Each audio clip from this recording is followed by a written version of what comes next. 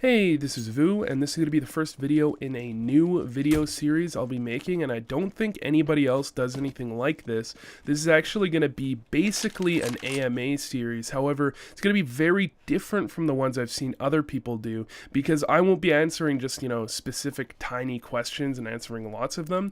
I'll be focusing on one or two questions per video that were asked in a different video, and the reason for this is because I get a lot of questions that I would love to answer in a video, but that I don't think are correct topics for a full video. So instead of doing that, I'll just be doing a video where I answer 1, 2, 3 questions and go over those, and I'll put those in the title of the video, and it'll be part of like this AMA series where I'm getting to these questions that otherwise I just would have gotten to in a text-based response, either because of the nature of the question or the way they asked it, or for the first one I'm going to be doing here, because they asked for tips on Outer on Nuke, which is not a map I'm going to be doing until they remake Nuke. It's not worth it to do it for old Nuke. It just doesn't really make sense. But this question was asked 5 days ago, so apparently this player plays Nuke and he's wondering,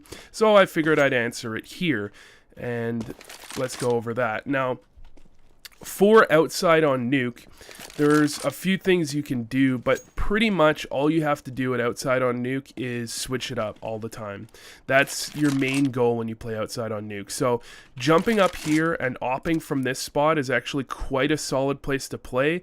You will definitely catch a lot of people off guard as they come around here trying to scope this angle or something like that. You'll get some free kills, and even if they boost up, it's a fairly easy pick unless they peek out to catch you. So it's actually a pretty solid place to play. Now, the problem with playing up here is that someone can fairly easily just toss a flash right over, and then you're kind of stuck in the open, or especially if you miss a bullet, you're completely stuck in the open. So you have to be very confident with your ability to land all of your shots, but this is definitely a spot I play fairly often.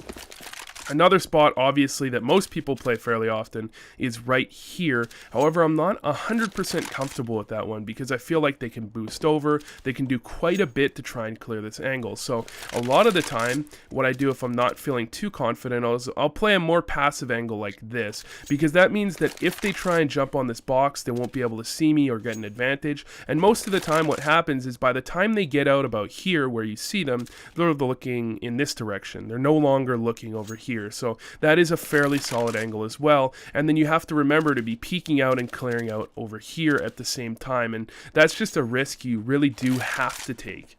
You can't not cover Twinkie, you have to. So you have to take the risk on re-peeking that with an op and see if it works. Now, another thing that you can play is get over here, tell them that they could cross outer, but most teams won't really walk across outer, especially if you know a team throws their smokes quite a bit. You can play an angle like this where you're catching them over here, you'll see them jump down, and then occasionally actually you can come over here and peek like this, where they can't see you from outer, but you can catch them at the top of Twinkie. It's actually very effective.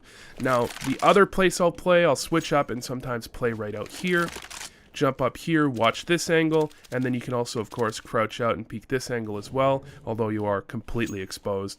And the two other ways I'll play it, sometimes play from back stairs, and sometimes what you can do is you can actually do this. I'll do this quite often, throw a smoke there, flash over, come up, and play from around behind here. You can actually do this with an op as well, but I like to play this angle right here. Again, it's an off angle because what's going to happen is they'll peek out and clear this, and usually they'll be waiting for you to peek, but by the time they get out to here, which is the angle you're kind of covering, they're open to a different spot, so they're very rarely going to be looking right at you, and you get a pretty free kill there, and then you can sometimes peek out and try and clear wider occasionally to try and catch them off guard and when you have an advantage.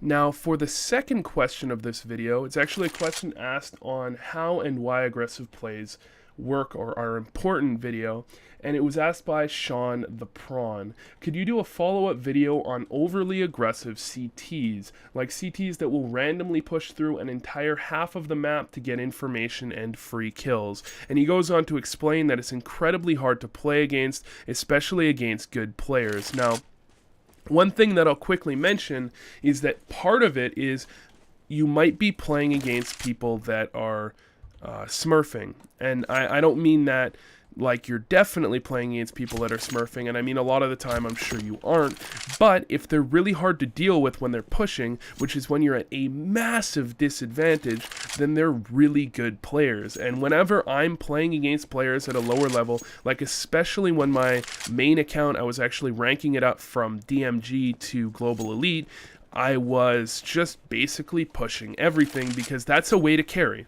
I go over to B, work a pick here. If nobody's here, I'll come out, I'll push out, try and clear this, keep pushing, clear this. Like, I'm putting myself in a very disadvantageous position to get a lot of control and a lot of damage done. Because if I just work a pick B and then fall off, then they could easily go B later, and I've kind of screwed myself because I can't really retake with an op. Now, as for actually dealing with that, it's very simple. And there's the reason that I didn't make this into a long, full video is because it's so simple. And realistically, what you're trying to do is you're trying to go for map control. And by doing so, you're sending one player to every part of the map. It's as simple as that. And you could potentially send a player back here, hold the push for a few seconds, and then rotate. However, that's not going for real map control. That's just holding areas of the map you already have. And as soon as he rotates off, there's every potential that their team could have a player push straight through.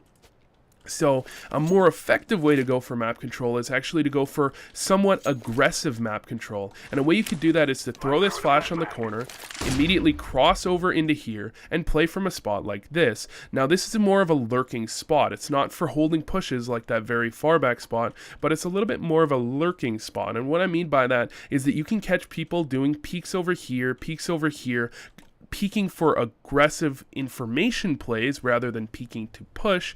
And you can also work a pick if your team goes down, and if your team goes up, you can also work that flank. So what you're doing is really lurking. You're doing correct lurking. You're getting into a fairly good spot, and then later on in the round you can lurk out. And you can do this if your team is working picks towards mid and B. Now the problem is you're not having any real round impact. So what you generally want to be doing is, instead of sending a player to lurk like that, you want to just be sending players all over the map to work a pick and work map control more aggressively, as in coming up here and doing my B play. So I'll throw that flash, immediately come around the corner, clear heaven, come up, clear CT, and now I'm not only stopping them from pushing through, as you might notice, but I'm also going for a pick. Now, if they do aggressively work a pick on you back by throwing, having someone in sight throw a pop flash like that, and then having someone close that peeks out as soon as that pops, then you might want to play a little bit further back early and then push up a little bit later. So you can get that flash, come over here, wait for them to push for a little bit, and then start to work up a little bit closer. But really, the only real answer is that you need to be going for map control. And that could either be by one player playing a little bit aggressively towards B and a player holding mid if your team mostly wants to go A, or you can try and push them back off of mid and off of B, and then all go back, group up A, and then execute there. Or if your team really wants to execute A with 4 players, then you play a player here, catching them crossing there, move back, catch them crossing here, move back, and so on. So you're holding a large portion of the map much more passively, and you could get caught off guard, but you are holding aggressive positioning on the map, or sorry, passive positioning on the map there, and you're making sure that they can't push through. Now, a good example of this is basically any strat that is designed should either be 5 guys towards the same area really, really quickly, and usually you don't need 5, so I'd say 4, or you should be holding your positions in every strat that you have that doesn't go immediately. So an example of a strat that I've run before quite a bit on Cash, I'll have a player come up here, throw a smoke towards Z, player number 2 come up here, throw a smoke towards Speedway, and then player number 2 comes out and throws a flash right there. Okay, that's just going to be a pop flash out mid. Player number 1 runs right out through the smoke in mid and comes out here. Player number 4 boosts 2 players over, and they come out wide, clearing out all of middle and potentially Molotoving that off if they want to. And The player that boosted is going to come over and watch A main, and the player that threw the pop flash is going to come over and watch B. So you see how this works. You're taking aggressive control of middle, and yet you still have players holding the pushes. This guy's holding A main. You can come over and watch the B push as well. You have 3 players holding pushes in middle. They can even hear if they're pushing B, and you have a player over here holding control of this area of the map. So hopefully this helped, and hopefully you guys will enjoy this new video series. I'm sorry I was a little bit sick today, and I've got a runny nose, so I did sniffle a couple of times. Hopefully that wasn't picked up too loudly, and you guys don't hate it. But anyways, thanks for watching, and I hope this helped.